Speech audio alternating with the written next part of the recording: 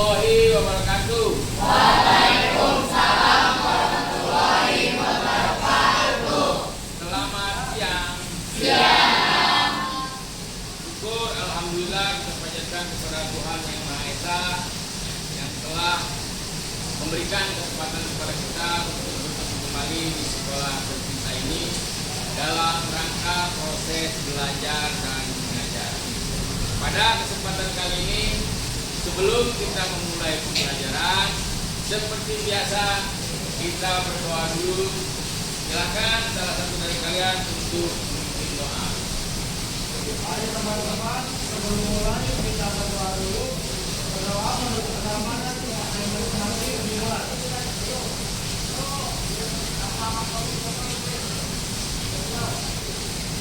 Berdoa silakan. Oke, terima kasih. Hari ini hadir semua?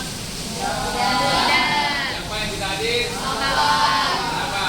Oke, kita doakan teman kita semoga diberikan kesehatan sehingga dapat kembali belajar bersama kita.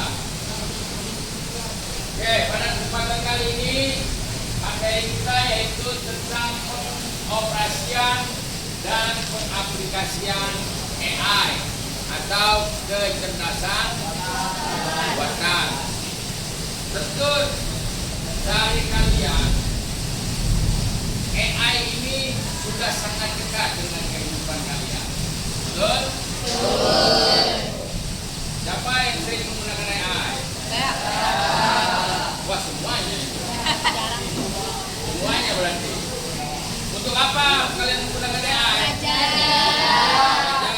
Bagus kalau kalian menggunakan AI untuk belajar. Tujuan pembelajarannya adalah kalian diharapkan mampu memahami, mengoperasikan, menerapkan kecerdasan buatan atau artificial intelligence dalam kehidupan sehari-hari. Tentunya untuk hal-hal yang baik. Oke. Yang kedua yaitu memahami aspek etika.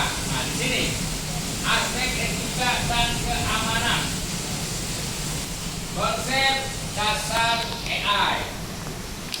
Ya, konsep dasar ini adalah bagaimana sih AI itu bekerja. Ya. AI itu adalah kombinasi dari hardware dan software. AI juga mampu belajar dari data. Nah, AI sekarang itu sudah merambah ke berbagai bidang penggunaannya. Oke, untuk bidang ekonomi, kalian sudah pasti tahu lah, layanan pelanggan atau customer. Terus untuk analisis pasar. Jadi dia bisa digunakan untuk menganalisa pasar atau harga-harga. Untuk e-commerce, menggunakan e-commerce itu juga adalah pemanfaatan teknologi AI. Oke, contohnya e-commerce, Shopee. Terus untuk digunakan oleh pemerintahan, yaitu misalnya memprediksi bencana. Nanti dipelajari tuh, dimasukkan datanya dari tahun sekian misalnya. Terus untuk keamanan nasional, sekarang kita ke luar negeri atau di luar negeri sana sudah dapat cukup dengan analisa kornea mata. Ada yang udah pernah ke luar negeri? Mau gini? Kirain saya mau gini, nggak taunya mau benerin rambut aja. Kalau kita ke imigrasi, retina kita gini, ada alatnya kayak kacamata gitu. Pernah lihat? Seperti kacamata, cuma dia kacamata yang kotak lah. Mata kita di sini, nanti dia akan muncul tuh. Pemilik retina ini ada namanya ini alamatnya itu ketahuan. Itu udah ketahuan. Itu canggihnya. Itu menggunakan namanya aplikasi AI. Tapi untuk kebaikan. Nah, ada lagi yang Kesehatan itu dia mampu menganalisa atau mendiagnosis seseorang. Nah, untuk transportasi, ada yang tahu yang namanya kendaraan otonom? Hah? Tesla. Oh, Tesla. Kenapa Tesla? Jalan sendiri. Oh, sekarang udah jalan sendiri tuh mobil. Iya nggak? Mobil jalan sendiri. Dicontohkan oleh perusahaan Tesla. Namanya apa? Self driving car. Jadi mobil jalan sendiri. Yang punya mobilnya duduk di belakang. Nyantai. Enak nggak? Enak. Ya, enak. Itulah AI. Dia mampu membaca jalan. Jadi belok sini. Ada mobil di depan, dia udah tahu. Ya, itu. Terus apa lagi? Manajemen, lalu lintas cerdas. Terus untuk pendidikan ya biasalah, untuk penilaian otomatis, ya kan? Nanti untuk mencari peringkat dari itu menggunakan AI bisa. Oke, lanjut. Nah, ini adalah beberapa contoh perangkat AI yang untuk penyunting teks. Itu contohnya adalah Grammarly. Terus ChatGPT.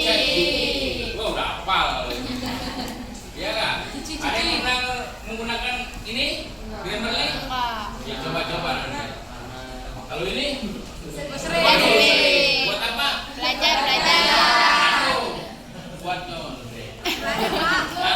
itu namanya penggunaan yang negatif. Ada yang untuk analisis data. Contohnya Julius AI. Ada lagi contohnya apa lagi? Gemini. Oke, untuk presentasi dan membuat poster. Gamma. Crazy. Sudah pernah coba? Belum. Setelah udah tahu nanti kalian cari. Oh, Gamma seperti apa sih? Itu Crazy seperti apa sih? Ya, coba. Jangan tahunya Canva. Tahunya Canva berbayar ya? Iya. Kalau yang gratis pakai apa? Akun belajar. Susah pakai akun belajar. Masa? Oh, apanya kurang? Elemennya kurang. Ya, ini adalah kolaborasi manusia dengan AI. AI itu adalah sebuah mesin yang diciptakan oleh manusia. Sepintar apapun AI, pasti lebih pintar manusia. Pada saat kita ada masalah atau kendala, biasanya kita cek. Itu yang jawab siapa? AI, bukan orang. Coba kalau dia menggunakan orang, berapa ratus orang yang harus dia kerjakan untuk dikerjakan oleh dia untuk membalasin chat gitu aja. Kadang-kadang makanya gini, saya tidak mengerti dengan pertanyaan Anda. Gitu kan? Kenapa seperti itu? Karena ada kata-kata atau kunci-kunci yang tidak dimasukkan oleh pembuatnya. Nanti kita akan praktekkan pada saat kita membuat chatbot sederhana, misalnya tentang customer service. Dia udah masukkan kata-kata yang ini, yang baku. Ya, dia udah masukkan kata-kata yang baku, misalnya halo, dia jawab halo. Selamat pagi, dia jawab selamat pagi. Ada yang bisa saya bantu? Pasti itu jawabannya. Iya nggak? Karena itu kata-kata itu sudah dimasukkan. Ya, nanti kita bikin yang sederhana. Oke. Lalu pemrograman, sudah jelas. Pemrograman pasti AI harus berdampingan dengan manusia karena bagaimanapun AI itu diprogram atau dibuat oleh manusia. Ingat ya mindsetnya ya, bahwa tidak semua bisa digantikan oleh AI. Nah, ada kekhawatiran. Bagaimana nanti tapi nanti bisakah AI lebih cerdas dari manusia? Oke, untuk pembelajaran ya ini rencana pembelajaran berbasis AI. Oke, untuk penelitian prediksi berbasis big data. Makanya untuk menjaga itu kalian harus menjadi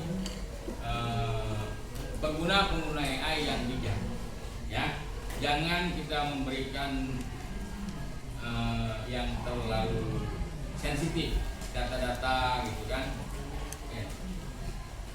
Nah, ini adalah aspek etika AI. Bagaimana sih kita etikanya menggunakan AI? Nih, pada prinsip moral dalam pengembangan dan penggunaan AI, tujuannya adalah agar AI digunakan untuk kebaikan. Dari tadi kan saya bilang, kalau AI kita gunakan untuk kebaikan, maka dia menjadi baik. Gitu. Walaupun nanti akan melampaui manusia, tapi hal yang baik. Kalau kita masukkan dia dengan informasi-informasi yang negatif, ya maka dia akan menyimpan, memori dia akan menyimpan hal-hal yang negatif. Gitu. Karena dia pola kerjanya ya seperti pola kerjanya pikiran manusia. Oke. Ini keamanannya. Jadi di AI juga ada yang perlu kita perhatikan, yaitu tentang keamanan data. Keamanan data, jangan sampai tadi yang saya bilang, jangan sampai data yang telah kalian berikan digunakan untuk hal-hal yang tidak baik. Makanya semakin banyak yang menggunakan, dia semakin pintar. AI itu semakin pintar. Kalian nanya buat pembelajaran, misalnya bagaimana hukum Newton. Selanjutnya adalah kita menggunakan AI untuk hal-hal yang positif, yaitu belajar. Coba silahkan gunakan HP kalian untuk membuat sebuah poster. Itu ya. Membuat sebuah poster, terserah kalian menggunakan aplikasi AI apa. Kalian akan membuat sebuah poster. Bootcamp Coding AI yang diselenggarakan oleh Maxi Academy. Maxi Academy ini adalah lembaga pelatihan yang khusus terkait dengan AI.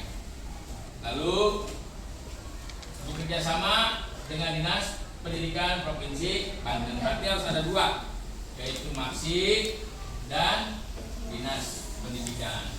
Kalau masalah tampilan, silahkan kalian improvisasi kalian, ya silahkan sendiri-sendiri.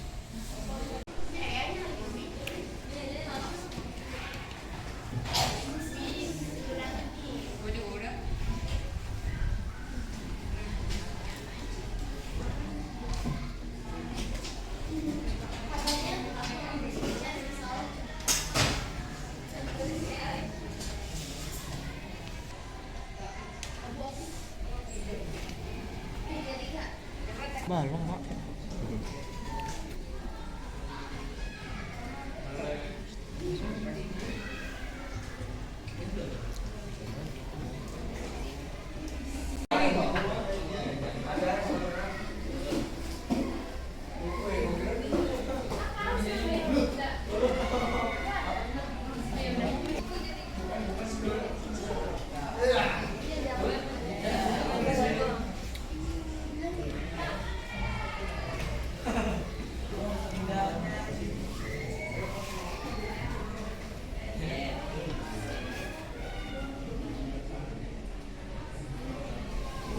Nah, sudah selesai? Sudah. Kalau sudah selesai, nanti saya kirimkan link drive-nya untuk mengumpulkannya ya.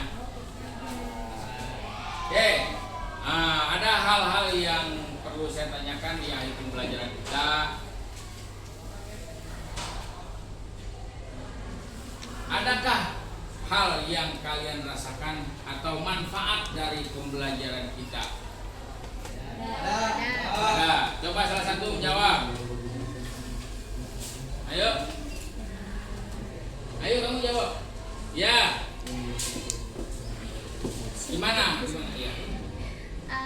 kita jadi tahu kita harus menggunakan AI itu untuk hal-hal apa saja. Terus AI ini tuh bekerjanya seperti apa sih saat kita gunakan? Itu yang saya pelajari. Oke, kasih tepuk tangan.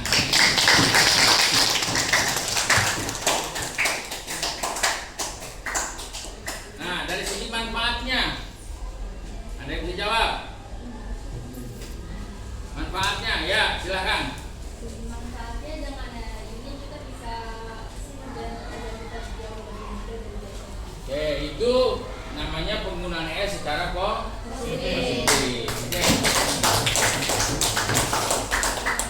Oke, di akhir penghujung pertemuan kita hari ini, kita biasa tutup dengan doa. Silakan.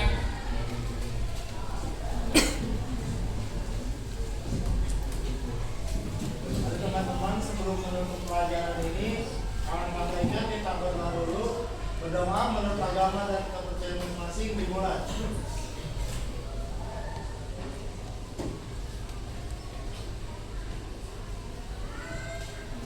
Berdoa selesai. Oke, setelah kita mempelajari ini kan kita jadi tahu tuh dampak atau manfaat positif dari AI, ya. Dan saya selalu semangat belajar dan menggunakan teknologi untuk hal-hal yang positif, karena tidak bisa teknologi menggantikan manusia. Makanya manusia atau teknologi harus berdampingan dengan teknologi harus berdampingan dengan manusia, dan manusia juga harus berdampingan dengan teknologi. Dan kita harus membuang sifat ketergantungan. Tetap belajar adalah yang utama sebagai pelajar. Ya, jangan ada kata ketergantungan dari ya. Oke, bisa saya tetap semangat. Assalamualaikum warahmatullahi wabarakatuh. Selamat sore.